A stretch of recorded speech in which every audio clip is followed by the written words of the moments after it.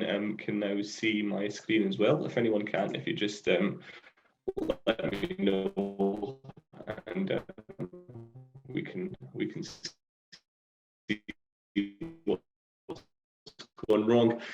Uncertainty. So as well as our current lives being put on hold, organisations themselves face a constant flux at the moment. They don't really understand how to respond to the pandemic. They don't understand when and how they can react to what the government's doing, to how the pandemic is unfolding, and how the ensuing restrictions that continue to go on are impacting the business environment. We've seen, just the last couple of weeks, major retailers collapsing. We have seen airline industry, we have seen holiday industry, tourism industry completely brought to a halt. Organisations are relying heavily on government support at the moment, the furlough scheme, government grants, government loans, but they can't go on forever. So it's about understanding how organisations need to adapt to be able to cope with the new normal and the new post-pandemic world that we will all go into together. Okay. So what will we be looking at today? So the content of today's session I've split into 3 specific areas. Number 1, how do you prepare an organisation for the post-pandemic world? So really what I want to do is I want to touch on some of the capabilities that organisations will be required to develop in this new normal. How can we as a business school scholars understand the nature of the world during the post-pandemic period? Okay, that's number 1. Number 2, I want to touch on some of the sector-specific impacts. So we'll look at some of the sectors that have struggled, some that have thrived, and how they managed to do that over the last 12 months or so. Okay, so understanding what the pandemic has done to impact their product offering. And finally, adapting to new consumer behaviour. So how have we changed? Fundamentally, businesses exist to serve a purpose, to serve our needs, to create value for their customers. But when your customer base or your customer proposition has changed as a result of the pandemic, how can organisations best adapt to be able to deliver what they still need to deliver? Okay, so that's just to give you an idea of what we'll be covering this morning. So let's get into the crux of the detail. So there's a study conducted in July 2020 by the Informa Connect. They do surveys and they do a lot of kind of business confidence-based studies. Some of the results which I thought were quite interesting and I wanted to share with you this morning were around how their members understood. When I say members, I mean participant organisations that take part in these studies, how they understood the pandemic to shape their business environment. So the first bullet point there, looking at that, 67% of those surveyed have either developed or accelerated a new product, introduced initiatives, or better connected with customers. So already organisations are understanding that they need to respond, they need to do something to be able to be heard, to be seen, and to be at the forefront of how businesses will emerge from the post-pandemic environment. Okay, so it's about understanding that they need to be at the forefront of their consumers' eyesight. They need to be constantly seen. They need to make sure that their consumer knows they're still there. Secondly, the paradigm shift in the business world now. They can't afford to do business as usual. They have to up the game. Okay, so how things were prior to March 2020 or before that, depending on where you are in the world today, the world will never return to that. Unfortunately, the post-pandemic world will look nothing like 2019 or the start of 2020. No one expects it to. It's about understanding how organisations can best adapt their product offering, best adapt their customer service channels, best adapt their operational resilience and their supply chains to be able to deliver in that post-pandemic world. And finally, 87%, which is a vast majority, believe that COVID had impacted the need for digital transformation within business. Now, that's nothing new. If you look at some of the large organisations like McKinsey, BCG, Bain & Co, the big consulting houses, they've been talking about this for the last 10, 15 years. In the business school, we've been teaching our students about the fundamental importance of digitization and the drive towards digital services within organizations for many, many years. Unfortunately, not everyone was on board with that. Not everyone could afford to be on board with that, but certainly a lot of the smaller organizations, medium-sized enterprises, were very much archaic still in the way in which they offered their products and their services. The pandemic itself has driven the need to bring that to the forefront again. It's now no longer a luxury, it's afforded to the rich organisations or to the successful organisations. It's now a necessity, regardless of how big or small your organisation is. Digitisation is the only way you'll be able to succeed in a post-pandemic world. Okay, so just a few key statistics that were drawn from that study that we thought were important to understand how organisations have behaved or adapted to the pandemic. So, looking then at how we prepare organisations for the post-pandemic world. So just a few thoughts that come from the couple of slides previous, but also based on the research we've been carrying out behind the scenes. There's a few things we'd like to talk to you today about. Okay, so obviously we're still observing ongoing restrictions across the global economy. Now that's somewhat a problem for researchers and scholars because we don't actually know when that's going to end. You know, there's a lot of uncertainty around when the government will decide that, okay, we've now reached a point where the balance between the risk from the COVID pandemic to life and the economic impact of lockdown restrictions is now balanced, or, you know, the economic impact outweighs the risk to life. Until we reach that point, there's not going to be any real clarity or consistency, which is unfortunately a difficult world for us scholars to operate in. But still, we must make do with what we're facing. Now, these are halting the potential for global recovery as well as restructuring the economic and social order. Okay, so again, if you think about some of the issues that have been exacerbated by the pandemic, you see in the news constantly stuff around the disadvantage gap for children that are in school. School restrictions have impacted profusely on those poorer income, low social status families where they aren't able to perhaps afford homeschooling, they aren't able to afford access to technologies that can facilitate learning. So that's just one group that are affected. Similarly, there was a study done not too long ago looking at the impact of redundancies and looking at, you know, whose jobs were affected the most from the fallout after the pandemic, and predominantly it was the younger generation. It was looking at people in the early 20s who perhaps were in their first or second job. They were starting to feel the effects of the pandemic. They were the ones that were most disposable. Based on industry data that was gathered. So again, looking at how the pandemic has altered different groups in society, this is important fundamental considerations, not only for the government, but also for the business world. Now, in the post-pandemic world, CEOs, business people, and aspiring entrepreneurs will be debating about this new normal and how to shape that, and how will that diverge from the previous life cycles that we'd all become accustomed to. Okay, so there's a clear consensus across different academics, different government policy members, different organisational senior members that actually come together and say, yes, there is no clarity, there is no consistency, and we need to shape this. We need to make sure that we can all agree on what the future is going to look like. And at the moment, that's all up in the air. Okay. Many leading voices, so these are people that are actually recognised both in the academic sphere but also in industry as well, have said that there's a radical shift required in the profit and the dynamics in competition post the crisis. Very much so, organisations that will succeed will be those that actually pay attention to societal needs. Will be those that actually understand that, yes, profit is important. Yes, we have to operate to provide a product and service, but it's also understanding the impact they will have on their local communities. It's about understanding how they can support the re-emergence of the local economy, but also understanding what their role is in developing job opportunities and developing local communities to be able to rebuild life after the pandemic. So it's not just the profit motivation of even the standard CSR that we saw 10, 15 years ago. It's now looking specifically at that local community and what businesses can do to support. Now, since these changes will not be homogeneous, so what do we mean by that? Basically, they will alter depending on what industry you're in, what line of work you do.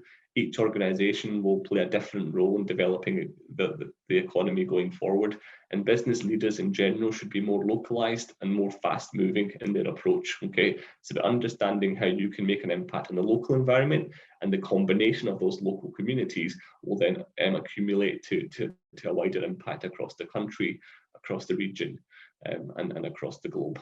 Okay. Now, during the pandemic, there's been evidence to suggest that local experimentation can create value. So, there's been organisations that have already looked to do that. They've been working in their local communities, whether that's through local food banks, whether that is through providing services such as, providing technology to students that are studying at home. There's been a few companies in my local region that have actually sponsored the government scheme and actually provided money to the government to support rolling out digital devices. So companies are understanding that, consumers are looking at them to actually pay something back now, to actually make a difference to how their local community develops on the back of this pandemic.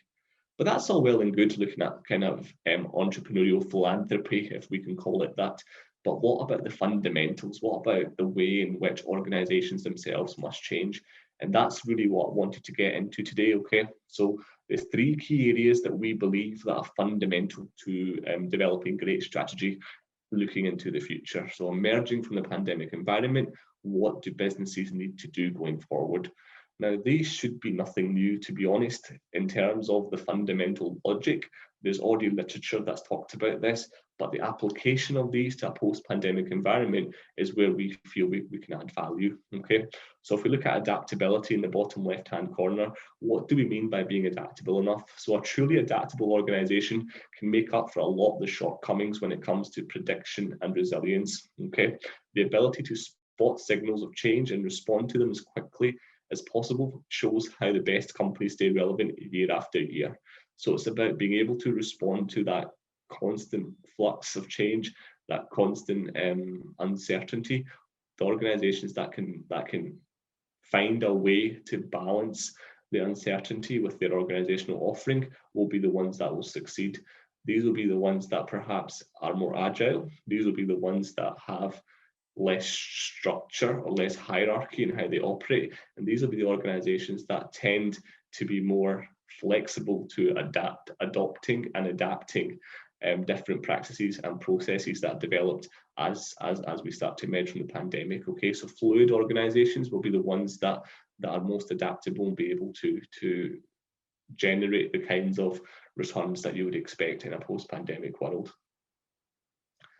Secondly, we'll look at prediction. What do you mean by prediction? So are you good enough at anticipating the future is basically one of the kind of fundamental questions. Now, there's a lot of different strategy tools that you can use. The most common one recently has become foresight and looking into strategic options into the future. But I want to talk a little bit around COVID-19 rather than kind of specific tools and frameworks and strategy. So it's easy to assume that a net effect of COVID-19 will boil down to accelerating existing trends, such as pulling forward new levels of e-commerce and digitization, or hastening the use of video conferencing. I mean, Zoom share price just goes to show how much video conferencing has boomed over the last year. The acceleration is indeed very real. I mean, there's no disputing that. We have seen that certain industries have benefited as a result of the pandemic. But will it have a major impact, or would it be a track to believe that this disruption will stop here? So these are still questions that we're looking to answer. The subtext is that we've already got the appropriate strategy, okay? I would say that's where organizations will fail. Don't worry, it's just moving a little bit faster. All we have to do is just speed up what we're already doing. That's not good enough. Strategy will have to change. Organizations have to come back together and replan for the future. What they predicted the future to look like in 2019 is very, very fundamentally different to the future that they today face. So pushing ahead with existing strategic plans won't deliver any success to the organization. Now, companies that are good at predictions never assume that what they're going to do today will work in the future. And that's what I want to get across to you today. Just because organizations went into this pandemic with a certain plan, with a certain outlook, that's not to say they should deviate completely, but they need to understand how the post-pandemic world will fundamentally alter whatever outlook they'd created. Now, to do that, we know that incremental change only gets them so far. So if you make small, subtle changes to your strategy, yes, that might allow you to survive the next 3-6 months. But longer term, looking at the strategic outlook of your company, you're not setting yourself up for success. Now, ironically, leadership teams that are great at prediction also assume that they don't really know what the future will bring. Now, that sounds a bit like an oxymoron. How can you be great at predicting, but also admit that you don't know what the future will bring? But that's basically the junction that we find ourselves in at. Companies that historically have been good at foresighting, so likes of Shell, the oil and gas company, you've got British Petroleum, similar industry, even the likes of Microsoft, IBM. Now, these companies have constantly recreated value for their customers, they've constantly regenerated business models, but even they admit that they don't actually know what the world is going to look like and how their organization can play a fundamental role in delivering success in that new world. Now, they are working behind the scenes to try and rectify that, but there is a certain air of uncertainty even among the top brass at these organizations. Instead, what they're doing is they're embracing what we call scenario planning. So I mentioned foresight earlier on. So scenario planning is one of the tools that sits under strategic foresight that allows organizations to understand how they can identify the drivers of change, how they can start clustering these drivers together, and how they can form scenarios that they believe will shape the future in years to come. Now, these are fundamental parts of strategy. They can define and track the signposts that best signal change and develop relevant playbooks that can be unlocked as the future begins to reveal itself. So they come up with different scenarios that they think the world may represent. Again, there's no certainty among these scenarios. You tend to have a matrix of 4 scenarios that you create in this world, but there's never any certainty around how those may play out. All you can do is give your best guess at what you think the world will look like in that point in time. Now, finally, resilience. Now, operational resilience and strategic resilience are 2 very hot buzzwords at the moment. If anything, COVID-19 has demonstrated, it's that we need to focus on cost and efficiency more than we've ever done before. Okay, we didn't ever have plans and equipment to protect our people. People were always the fundamental resource of our business. Ever since Mary Parker Foley and even Weber, when he looked at scientific management, they all recognized that people had a role to play, but nobody actually touched on how to protect those resources. No one actually thought, we would ever face a scenario like this, such that people, our biggest resource in an organization, would fundamentally change, how we can employ people, how we can operate our organizations using people. And that's what pandemic has really struck a chord with in businesses. Now, we've seen key parts of global operations shut down overnight. The biggest example being the aviation industry. I think currently, based on projections, they're operating at less than 15% of their annual capacity. So if you look at this time last year, I think currently over the 80% of flights are grounded. So that's one of the industries that's essentially near enough shut down as soon as the restrictions were imposed. Balance sheets for organizations have been overextended, and now companies are essentially bankrupt because they were relying on cash flows that didn't emerge, cash flows that couldn't emerge because of the pandemic. And the biggest example, again, being Arcadia Group, very, very recently, who collapsed. Debenhams chain, which also collapsed. And they're just a few of the large organisations that operate on the Great British High Street that have gone missing over the last couple of months. Okay, so essentially, adaptability, predictability, and prediction are fundamental to operating the grand strategy. And organisations that can navigate these 3 areas and can do all 3 together, they will be the ones that will emerge strongest from the pandemic. But what can companies actually do? What is the kind of innate detail around planning for the future and workforce planning? Because we mentioned that people are the fundamental resource that have been altered, what can they do to be able to have a working plan in place to be able to identify how their workforce can return to work? There's 3 key areas that have been identified in literature as being important.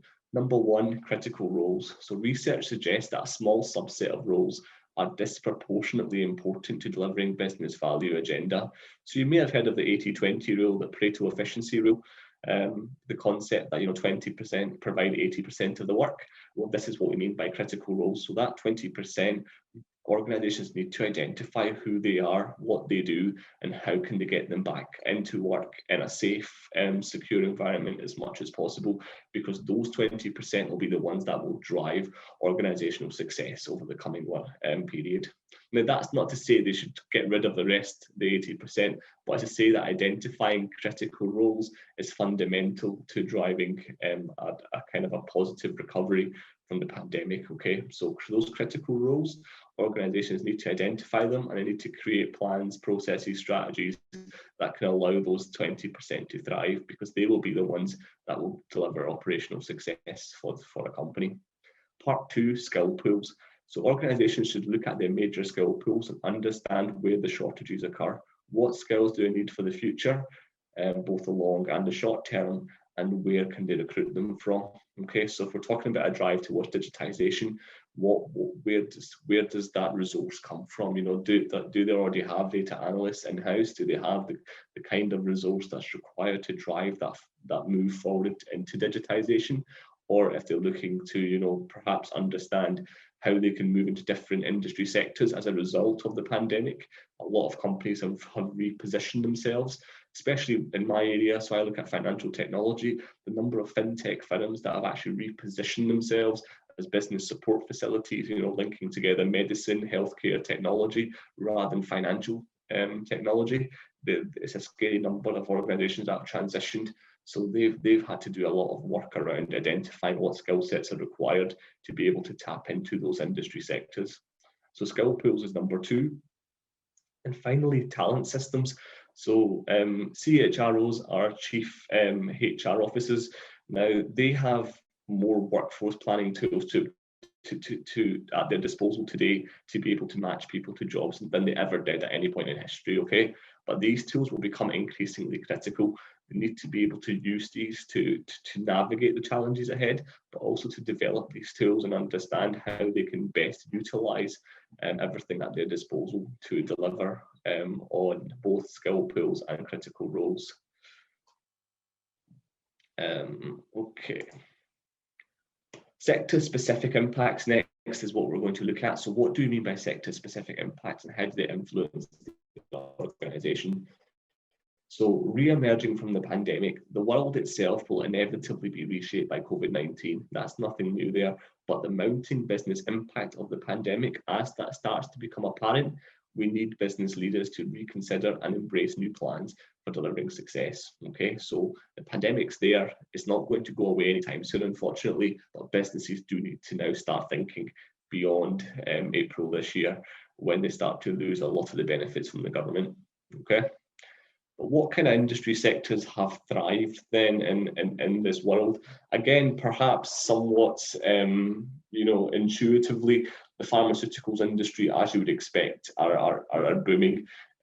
Key medical supplies come from them. Vaccine development, we've seen in the news, Pfizer, BioNTech, we've seen AstraZeneca, we've seen Moderna. A lot of the large global pharmaceutical companies very much are leading the charge in the return from the pandemic.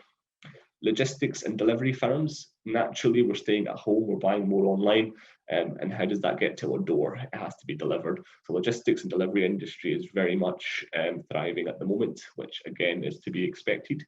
Project management and communication. So enterprise and governments have now adopted, video conferencing as the ultimate way to connect with remote workers, delegates, customers, and avoiding direct contact with people amidst the pandemic. The popularity of video conferencing has increased tremendously due to no small part in the ban on international and domestic travel, which in itself has contributed to the need for project managing matrix teams, organizations made up of people from different parts of the world, different parts of the business that come together to deliver on critical infrastructure for a firm. Entertainment, streaming and gaming. I'm sure everyone on this call has some form of subscription, either to Netflix, Amazon Prime, very, very many different forms, Sky subscriptions, that those have actually peaked. I think Netflix in 2020 realized their highest annual growth rate compared to any other previous year before the pandemic. Okay, just goes to show how we as consumers, our buying habits, our watching, viewing habits, they've fundamentally been altered by these restrictions. And finally, e-commerce marketplaces. That's the only place to shop. Everyone is relying on e-commerce to drive the business. Okay, so again, a lot of these should be self-explanatory, but these are some of the industry sectors that we're seeing exponential growth continue, but in other industry areas, that's not quite the case. And those, again, naturally, we've talked about transportation already, but it's not just airliners, it's also looking at local transport. Rail companies, we're looking here at cross-country coach services, buses. They're all struggling as a result of the pandemic.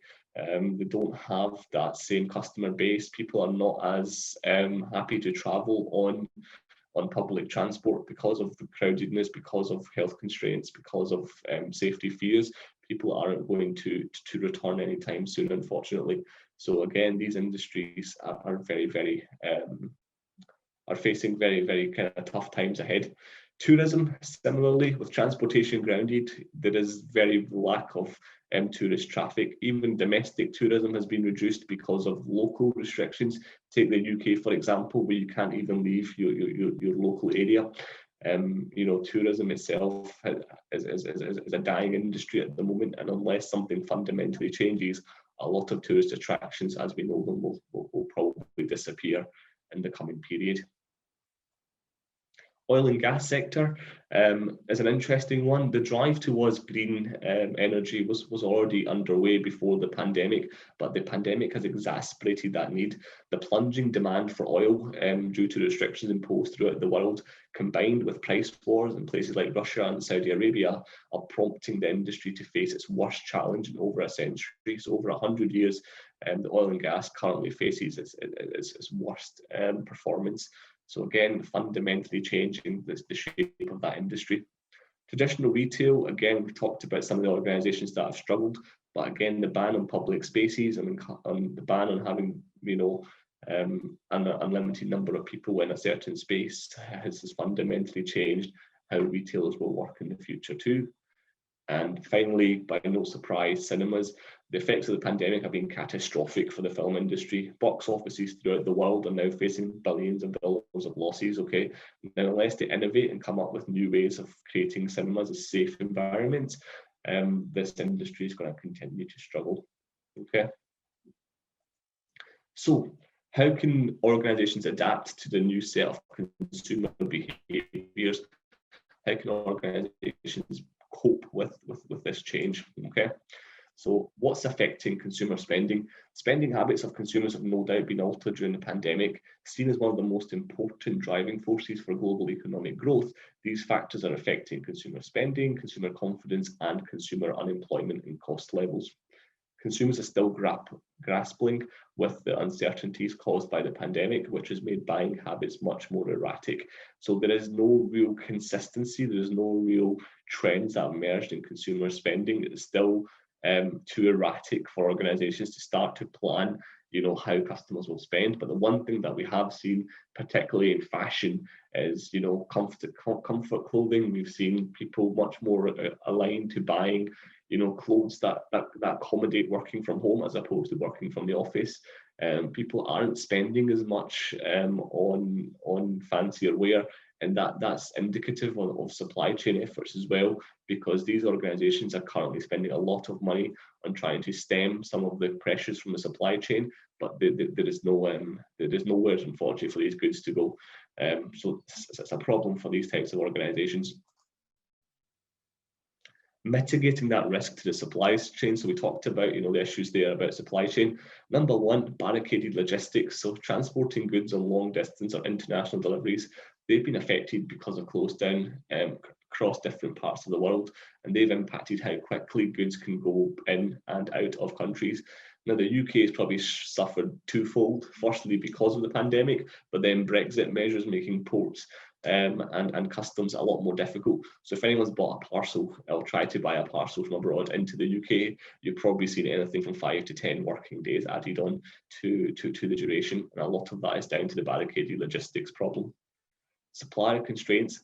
Many suppliers have actually gone bust. Organisations that were relying on, companies from around the globe to supply them with component parts, to supply them with the kind of essence of the fabrics of their products, have all gone bust. So a lot of companies at the moment are reshaping the supply chain. They're looking for new partners to take on. Broken supply chain, again, when companies are looking to reopen their operations, they may find that procurement time has gone up. They aren't able to get the goods in time they would like to. They aren't able to source the right products from the right people. So procurement will have a large impact on a broken supply chain. And finally, the fundamental one is disruptions in demand. As we said already, consumer buying habits have been erratic, so changing consumer preferences will mitigate the spikes in some products, and we'll also see other products see a lack of demand and ultimately perhaps even see the end of their shelf life. Will they return to our high street shelves again? Who really knows? Okay. But what must companies do then? So rebalancing the supply chain is fundamentally important. Assessing the supply chain and logistical footprint to increase flexibility, resilience, and capabilities in the long run, and accelerating the role of automation. We can't underestimate how important automation is in the supply chain. And finally, accelerating organizational fitness. How fit and prepared is your organization to be able to cope? How can they react to the needs of tomorrow's customers? How can you best position your organization to understand the role it will play beyond the pandemic? And the companies that will do that well will be those that are ahead of the game, those that can predict, stay adaptable, and are resilient to the changes that are coming our way. And that, ladies and gentlemen, is my talk through the catalyst for change in the post-pandemic world. I appreciate we're running out of time as well here, Abhishek, but is there any questions anyone has based on that today?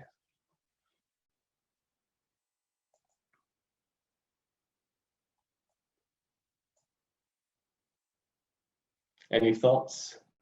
Anything that you thought was interesting?